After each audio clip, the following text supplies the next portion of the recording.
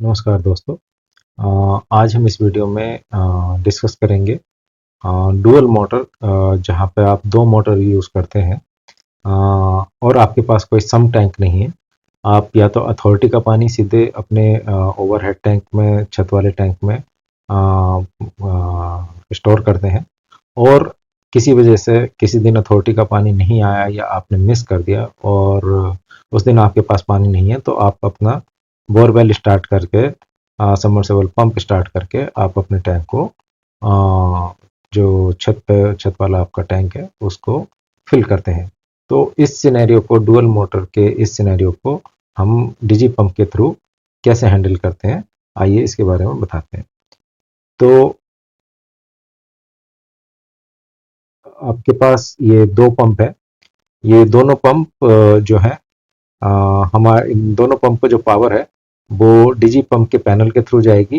आपका ये एक प्राइमरी पंप है जो आपके अथॉरिटी के पानी को ओवरहेड टैंक में भेजता है, और एक ये सेकेंडरी पंप है कि अगर किसी दिन आपका अथॉरिटी का पानी नहीं आया और किसी भी वजह से या आपसे मिस हो गया, या कोई ऐसी कंडीशन रही कि नहीं भर पाया, तो उस केस में आप बोरवेल से इसको भरना चाहेंगे।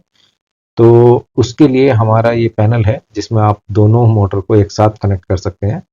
पहली प्राथमिकता जो मिलेगी वो मिलेगी आपके मोनोब्लॉक पंप को, जो अथॉरिटी के पानी को ओवरहेड टैंक में भरेगा। और अगर सिचुएशन ये आ जाती है कि एम्प्टी सेंसर इंडिकेट कर रहा है कि टैंक एम्प्टी है और आपके पास इसमें पानी नहीं है, अथॉरिटी का पानी अवेलेबल नहीं है, तो ये अपने अथॉरिटी की मोटर को स्टार्ट नहीं कर सकता। उस केस में वो सेकेंडरी मोटर को, जिसकी प्राथमिकता इसके बाद है, तो सेकेंडरी मोटर को, जो आपकी बोरवेल वाली मोटर है, उसको स्टार्ट करेगा और उसके थ्रू आपके टैंक को भरेगा। ये कैसे होगा? इसमें हमारे तीन सेंसर्स यूज होंगे इस केस के लिए। एक दो तो जैसे मैंने अभी एक्सप्लेन किए, ओवरहेड को एम्प्टी और ओवरहेड को फुल इंडिकेट करने के लिए। लेकिन एक तीसरा सेंसर हमें लगाना होगा पाइप में, जो अथॉरिटी का पानी आ रहा है उसके पाइप में। तो अगर आपका टैंक यहाँ पे एम्प्टी शो कर रहा है ऊपर और अथॉरिटी का पानी अवेलेबल नहीं है, ये वो कैसे पता लगेगा? वो इस सेंसर के थ्रू पता लगेगा कि अथॉरिटी का पानी अवेलेबल नहीं है। तो इस कंडीशन बनती है कि इस केस में हमें बोरवेल की मोटर स्टार्ट करनी चाहिए, क्योंकि हमें पानी चाहिए और हमारे पास अथॉरिटी से पानी अवेलेबल हो नहीं सकता, पाइप में वो पानी है नहीं। तो अब हमें सेकेंडरी मोटर को स्टार्ट करना होगा और उसके थ्रू हम अपने टैंक को भर लेंगे। जो हमारे ये प्राइमरी सेंसर्स हैं, ओवरहेड के सेंसर्स हैं, ये इस केस में वायरलेस होने आवश्यक है। जो हमारे दूसरे सेंसर, जो पाइप सेंसर है, वो आप वायरलेस भी रख सकते हैं, उसको वायर्ड भी रख सकते हैं। अगर वायरलेस रखेंगे तो दो ट्रांसमीटर चाहिए होंगे आपको, वायर्ड रखेंगे तो एक ट्रांसमीटर चाहिए होगा। आइए इन सेंसर्स को हम कैसे अपने पैनल में कनेक्ट करेंगे, कहाँ पे इनकी वायरिंग होगी, उसके बारे में चर्चा करते हैं। दोस्तों, डिजीपम सेंसर्स को कनेक्ट करने के लिए या सेंसर्स का इनपुट लेने के लिए आपको दो मेथड प्रोवाइड करता है। पहला मेथड है कि उसको वायर के थ्रू पैनल तक कनेक्ट किया जाए। तो अगर आपका छत पे सेंसर लगा हुआ है तो छत से आपको तीन वायर्स पैनल तक लानी होंगी और उनको पैनल में कनेक्ट करना होगा। ये आप किसी भी 3 कोर की केबल को यूज़ करके भी कर सकते हैं, या कैट 5 कैट 6 की केबल को यूज़ करके, उसके 3 वायर यूज़ करके भी इसको कनेक्ट कर सकते हैं।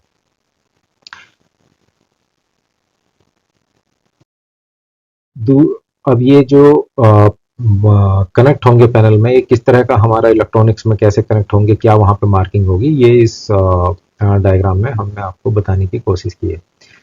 एक कॉमन पॉइंट है, एक O head, O H empty मतलब overhead empty, O H full मतलब ओवरहेड फुल, सम एम्प्टी मतलब सम टैंक का एम्प्टी सेंसर, और पाइप सेंसर जो हमने पहले भी आपसे डिस्कस किया है। तो ये चारों सेंसर्स यहाँ पे कनेक्ट हो सकते हैं। यहाँ पे हमने दो सेंसर्स ओवरहेड के फुल और एम्प्टी का कनेक्शन दिखाया हुआ है, और ब्लू वायर जो एम्प्टी की है वो ई पे कनेक्ट हो रही है, जो ब्राउन वायर फुल की है वो OH फुल पे कनेक्ट है, और दोनों पे जो ब्लैक वायर है वो कॉमन करके हम ऊपर ही उसको कॉमन आपस में कनेक्ट कर सकते हैं, ज्वाइन कर सकते हैं, ताकि हमें नीचे तक एक ही वायर लानी हो। बट जैसा आप देख सकते हैं इस इलेक्ट्रॉनिक्स पर क्लियरली मार्किंग है कि दो और सेंसर इसमें कनेक्ट हो सकते हैं। अगर हमें यही चीज वायरलेस में कनेक्ट करनी है तो वायरलेस में वायरलेस ट्रांसमीटर में से 3 वायर निकले होंगे, एक ब्लैक, एक रेड, एक ग्रीन।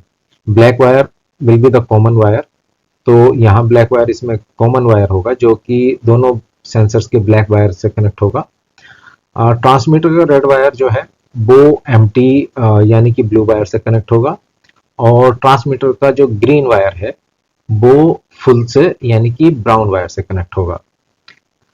वायरलेस की जो रेंज है वो इजीली आपको 5 से 10 फ्लोर तक मिलती है, चाहे उसमें टैंक छत के कॉर्नर पे लगा हो या सेंटर में लगा हो।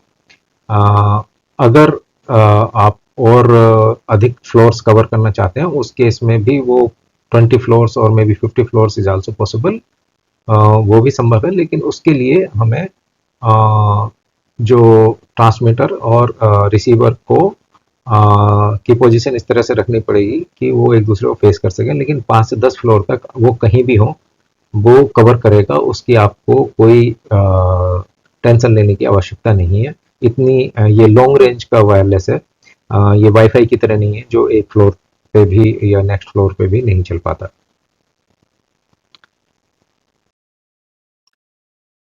ड्राई रन का जैसे मैंने बताया कि उसमें हमने इलेक्ट्रॉनिक्स अभी पिछली स्लाइड में दिखाई थी, वहाँ पे आप ड्राई रन सेंसर का भी ऑप्शन है।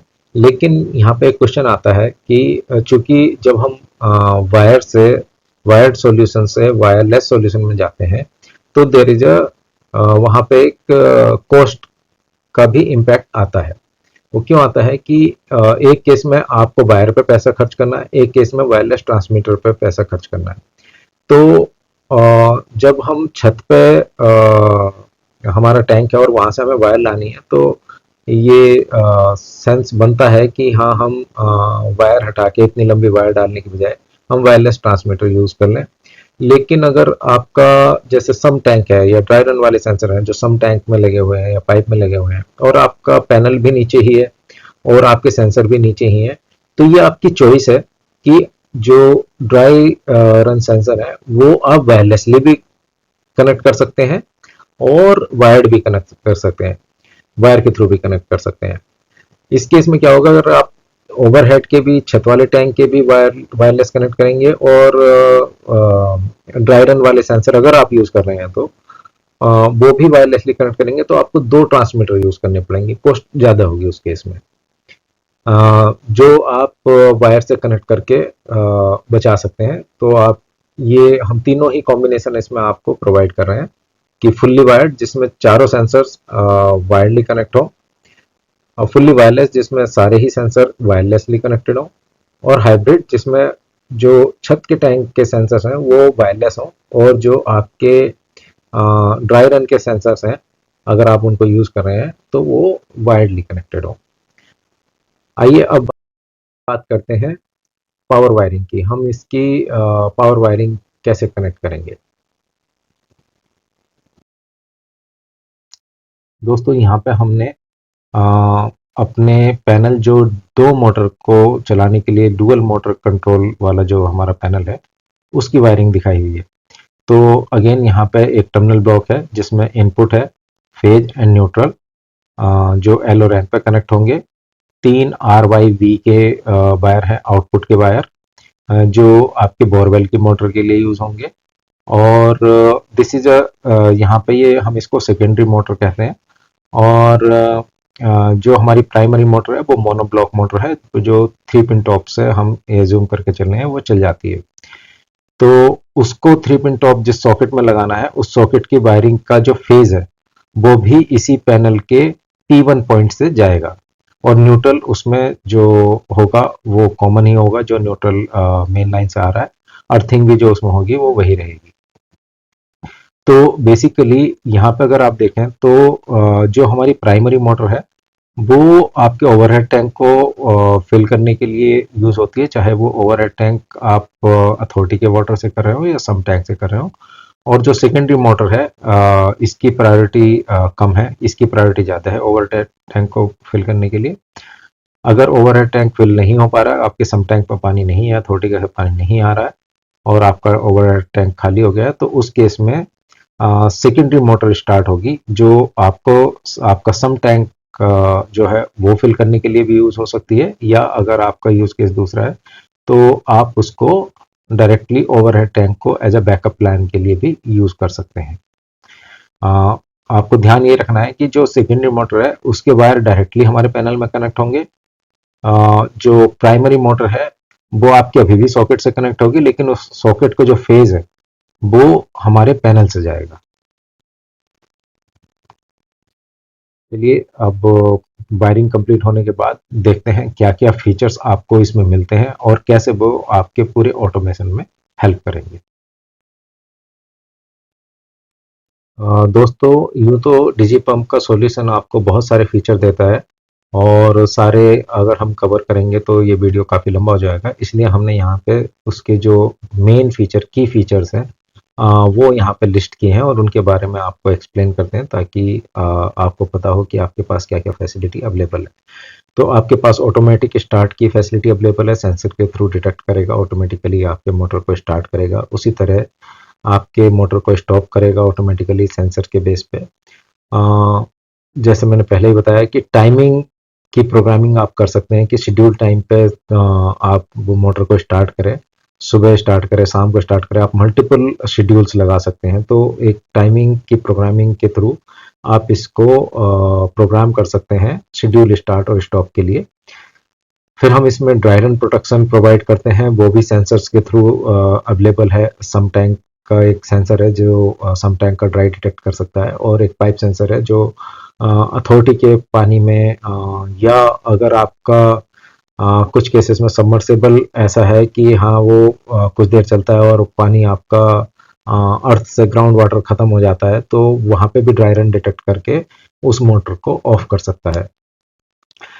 फिर इसमें हम जो एडिशनल फीचर्स हैं वो वोल्टेज प्रोटेक्शन देते हैं कि हमने इसमें वोल्टेज और current monitoring, basically complete power monitoring implement की हुई है। तो आपको वोल्टेज प्रोटेक्शन मिलता है, कभी भी हाई वोल्टेज होगा 265 वोल्ट से ऊपर अगर जाएगा तो मोटर को ऑफ कर देगा, लो वोल्टेज होगा 165 वोल्ट से नीचे जाएगा तो आपका मोटर ऑफ हो जाएगा।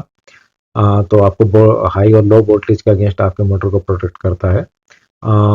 करंट ओवर करंट के लिए प्रोटेक्ट करता है कि अगर आपका ओवरलोड हो रहा है, करंट आपकी एक यूजुअली सपोज आपका 10 एम्पीयर लेता है और वो 14 एम्पीयर से ऊपर जा रहा है, तो ऑटोमेटिकली उसको कट कर देगा। हमने ये ओवर करंट की जो लिमिट है वो 14 एम्पीयर सेट की हुई है, आप इसको ऐप से चेंज भी कर सकते हैं। मोबाइल ऐप से आप इसकी वैल्यू को चेंज कर सकते हैं। सपोज आपका 1 एचपी का मोटर है जो से 7 एम्पियर 8 एम्पियर लेता है और वो सपोज 10 एम्पियर लेना शुरू कर दे, तो आप चाहते हैं कि वो बंद हो जाए, तो आप उसकी लिमिट को चेंज कर सकते हैं। ऐसा ज़रूरी नहीं है कि सिर्फ हम ऑटोमेटिकली ही स्टार्ट होगा और मैनुअल कंट्रोल उसमें से ख़त्म हो जाएगा। आप हमने इसमें एक स्विच दिया हुआ है, मैनुअली उसको आप प्रेस करेंगे तो मैनुअली भी स्टार्ट और स्टॉप कर सकते हैं मैनुअल बटन से। हालांकि अगर आपने सेंसर इनेबल किए हुए हैं तो सपोज आपने मैनुअली उसको स्टार्ट किया तो वो पंप स्टार्ट हो जाएगा, बिल्कुल जैसा एक्सपेक्टेड है। लेकिन अगर आपका पानी का टैंक पहले से भरा हुआ है तो सेंसर उसको चेक करके उसको ऑफ भी कर देगा ताकि ओवरफ्लो ना हो। लेकिन अगर आपकी कोई कंडीशन ऐसी आती है कि आप उसको ओवरराइड करना चाहते हैं, तो हमने उसमें एक टाइमर फैसिलिटी दी हुई है कि कुछ देर के लिए वो टाइमर डिसेबल कर देगा जैसे ही आप मैनुअल बटन दबाएंगे। तो सपोज एक केस लेते हैं कि आपके घर में एक फंक्शन है और आप डायरेक्ट वाटर चाहते हैं, इवन दो आपका टैंक फुल है, लेकिन आप डायरेक्टली जो बोरवेल का पानी है उसको यूज़ करना चाहते हैं फॉर सम रीज़न। तो अभी क्या होगा, अगर आप मैनुअली उसको स्टार्ट करेंगे तो सेंसर उसको डिटेक्ट करके ऑफ कर देगा। तो एक तरीका ये है कि आप सेंसर को डिसेबल कर दें और उसको मैनुअली स्टार्ट करें, या आप उसमें सेट कर दें टाइमर से 15 मिनट, 30 मिनट, 1 घंटा, कि जब भी मैं मैनुअली स्टार्ट करूं तो 15 मिनट के लिए मेरे सेंसर चेक ना हो, तो उस केस में आपकी अगर ओवरफ्लो भी है तो होने दो, लेकिन 15 मिनट बाद सेंसर फिर अपना आप इनेबल हो जाएंगे और फिर वो उसको ऑफ कर सकते हैं। एक हमने इसमें काउंटडाउन टाइमर की फैसिलिटी दी है कि आप कभी भी मोटर को स्टार्ट करेंगे और आप चाहते हैं कि इसे 10 मिनट बाद, 20 मिनट बाद या 1 घंटे बाद मैं कुछ करूं या ना करूं, मेरी मोटर मैक्सिमम इतने टाइम के बाद तो ऑफ हो ही जानी चाहिए, चाहे शेड्यूल हो, चाहे सेंसर हो, कुछ भी इनेबल्ड हो। तो काउंटडाउन टाइमर आपको वो फैसिलिटी देता है कि ऑटोमेटिकली मोटर ऑफ करने का, चाहे वो किसी भी प्रकार से स्टार्ट करी गई हो। एक बहुत बड़ा क्वेश्चन यूजर्स के मन में आता है कि ये जो इतना कॉम्प्लेक्स सिस्टम है, क्या इसको इंटरनेट की ज़रूरत है? क्या ये बिना इंटरनेट के चलेगा, नहीं चलेगा? तो मैं ये डाउट बहुत ही क्लियरली आपको क्लैरिफाई करना चाहता हूँ यहाँ पे कि कंप्लीट ऑटोमेशन जो है, चाहे वो शेड्यूल्स हों, उसको भी इंटरनेट की ज़रूरत नहीं है। जो हमारे टाइमर है, उसको भी इंटरनेट की ज़रूरत नहीं है। जो सेंसर है, उसको तो कंप्लीट ऑटोमेशन जो है, वो हमारा बिना किसी इंटरनेट के, बिना वाईफाई के चलता है। उसको किसी इंटरनेट, किसी वाईफाई की ज़रूरत नहीं है। आपके घर में वाईफाई हो, ना हो, इंटरनेट हो, ना हो, आपका ऑटोमेशन चलेगा। तो क्या हमारे पैनल्स में वाईफाई है? क्या ये वाईफाई से इंटरनेट से कनेक्ट हो सकता है? तो यस, आंसर इज यस। हमने इसको आईओटी बेस्ड बनाया है, इंटरनेट ऑफ थिंग्स जिसको कहते हैं, यानी कि ये इंटरनेट से कनेक्ट हो सकता है और आपको एडिशनल फैसिलिटी दे सकता है। वो एडिशनल फैसिलिटी क्या होंगी, वो हम आपको बताते हैं। तो जैसा मैंने कहा, ऑटोमेशन के लिए कोई वाईफाई, कोई इंटरनेट की जरूरत नहीं है। पूरा ऑटोमेशन आपका बिना इंटरनेट वाईफाई के चलेगा। लेकिन अगर आपके पास इंटरनेट होगा वाईफाई के थ्रू, तो ये आपको क्या और फैसिलिटी देगा, वो मैं आपको बताता हूँ कि अगर आपके पास इंटरनेट है तो आप इसको इंटरनेट से कनेक्ट करते हैं, तो जब भी मोटर ऑन या ऑफ होगी, आपको मोबाइल के ऐप में एक नोटिफिकेशन आएगा कि मोटर स्टार्ट हुई। नॉट ओनली कि नोटिफिकेशन आएगा, वो आपको ये भी बताएगा मोटर क्यों स्टार्ट हुई। सेंसर ने डिटेक्ट किया कि एम्प्टी हो गया था, इसलिए स्टार्ट हुई, या टाइम, शेड्यूल टाइम लगाया हुआ था इसलिए स्टार्ट हुई, या किसी ने मैनुअली बटन दबाया इसलिए स्टार्ट हुई। वो आपको ट्रिगर की डिटेल भी देगा। साथ में उस समय सेंसर्स का स्टेटस क्या था वो भी बताएगा। एनी टाइम कंट्रोल, मतलब अगर आप घर के बाहर से, किसी भी दूसरे शहर से आप चेक करना चाहते हैं कि मेरी मोटर अभी चल रही है, मेरी मोटर बंद है, और आपको, आप वहीं से उसको कंट्रोल भी करना चाहें तो आप कर सकते हैं। हालांकि इसकी रिक्वायरमेंट नहीं है क्योंकि कंप्लीटली ऑटोमेटेड सॉल्यूशन आपका रन हो रहा है, बट फिर भी अगर आपको ये कंट्रोल चाहिए तो ये कंट्रोल आपको इंटरनेट के थ्रू अवेलेबल होता है। नाउ आप सेंसर्स की वैल्यूज भी चेक कर सकते हैं कि मेरे सम टैंक एम्प्टी तो नहीं हो गया है, मेरा अभी जो ओवरहेड टैंक है, मेरा छत वाला टैंक है, वो अभी फुल है या एम्प्टी है, या उन दोनों के बीच में कहीं है। आप इसके पैरामीटर्स भी चेंज कर सकते हैं। जैसे मैंने कहा कि आप करंट का थ्रेशोल्ड भी चेंज कर सकते हैं अपनी मोटर के हिसाब से। आपकी मोटर सपोज 8 एम्पेयर लेती है और आप उसको 10 एम्पेयर पे सेट करना चाहते हैं, तो वो आप चेंज कर सकते हैं। हम फैक्ट्री से उसको जैसे 14 एम्पेयर अपर ओवरलोड के लिए चेक डिफॉल्ट सेट करके देते हैं। इसका बहुत ज़्यादा यूज़ हमें नहीं दिखता, लेकिन फिर भी अगर आप उसको वॉइस के थ्रू, एलेक्सा और गूगल होम आपके पास है, तो आप अपनी मोटर को वॉइस कंट्रोल के थ्रू भी कंट्रोल कर सकते हैं। आप बोलेंगे मोटर स्टार्ट, तो मोटर स्टार्ट हो जाएगी, और मोटर स्टॉप, तो मोटर स्टॉप हो जाएगी। एक बहुत इंपॉर्टेंट चीज़ ये है कि एनर्जी मॉनिटरिंग भी हमने इसमें इम्प्लीमेंट की हुई है। उसी के थ्रू हम basically voltage control, voltage checking और करंट चेकिंग और एनर्जी कितनी कंज्यूम कर रहा है, वो सारी चीज़ें इसमें, पूरी मीटरिंग हमने इसमें इम्प्लीमेंट की हुई है। तो ये आपको डेली का स्टैट्स भी इसमें बताता है कि आज मेरे मोटर ने कितनी पावर कंज्यूम की पूरे दिन में, या कल कितनी की थी। तो मंथली, एक जो करंट मंथ का है उसमें डेली बेसिस पे दिखाता है, जो पिछले 11 मंथ हैं उसका क्यूमुलेटिव इकट्ठा करके 11 मंथ का मंथली बेसिस पे दिखाएगा, और जो अभी करंट मंथ चल रहा होगा उसका डेली बेसिस पे डेट वाइज आपको यूसेज दिखाएगा। तो ये सारे फीचर्स आपको अवेलेबल हैं। सारा हमने वायरिंग आपको एक्सप्लेन किया, और सेंसर्स कनेक्टिविटी वगैरह सब आपको एक्सप्लेन किया। अगर आपके मन में फिर भी कोई टेक्निकल डाउट्स हैं, आप हमेशा हमें कभी भी इस नंबर पर व्हाट्सएप पर अपना मैसेज भेज सकते हैं। हम कोशिश करेंगे उसको जल्द से जल्द आंसर करने की, but out of office hours जो रात में या कभी लेट मैसेज अगर हमें मिलता है तो हो सकता है इमीडिएटली हम उसको रिस्पॉन्ड ना कर पाएँ। लेकिन हमें जैसे ही समय मिलेगा हम आपकी हर टेक्निकल क्वेरी को सॉल्व करने की पूरी कोशिश करेंगे। अगर आप हमारे डिस्ट्रीब्यूटर बनना चाहते हैं, आप हमारे अपनी शॉप से, रिटेल शॉप से आप उसको सेल करना चाहते हैं, या इलेक्ट्रिशियन भाई उसको कहीं लगाना चाहते हैं, तो आपके लिए एक बिजनेस अपॉर्चुनिटी है। आप हमारी सेल्स टीम को कांटेक्ट कर सकते हैं। आप जितने पीसेज उसको सेल करेंगे, उसको लगाने में, इंस्टॉलेशन में मदद करेंगे, उतना आपको बिजनेस पर्सपेक्टिव से फ़ायदा होगा। वो उसकी डिटेल्स क्या है वो हमारी सेल्स टीम आपको एक्सप्लेन करेगी। तो कभी भी आप हमारे टच में आना चाहें तो टेक्निकल और सेल्स दोनों के कॉन्टैक्ट यहाँ पे हमने आपको प्रोवाइड किए हैं। धन्यवाद।